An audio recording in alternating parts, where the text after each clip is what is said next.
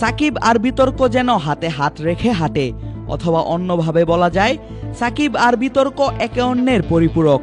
ক্যারিয়ারের দীর্ঘ সময় নাম্বার 1 অলরাউন্ডার ক্রিকেট নিয়ে যতটা বাহবা পেয়েছেন, ক্রিকেটের বাইরের জীবন নিয়েও হয়েছেন ততটা সমালোচিত।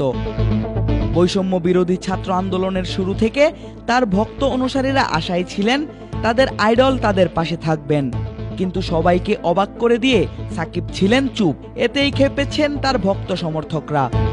এমনকি সমর্থকরা দাবি করেছেন তাকে আর জাতীয় দলেও দেখতে চায় না। সরকার পতনের পর ইতিমধ্যেই সাকিব হারিয়েছেন তার সংসদ সদস্য পদ। তবে সব ছাপিয়ে গত 14ই আগস্ট সন্ধ্যা থেকে সাকিব আলোচনায় আছেন ক্রিকেটের বাইরের ভিন্ন এক কারণে, যে কারণটা একজন ব্যক্তির জন্য বেশ অস্বস্তিরও বটে। হঠাৎ করেই কথা উঠে বিবাহ বহির্ভূত সম্পর্কে জড়িয়েছেন আল হাসান।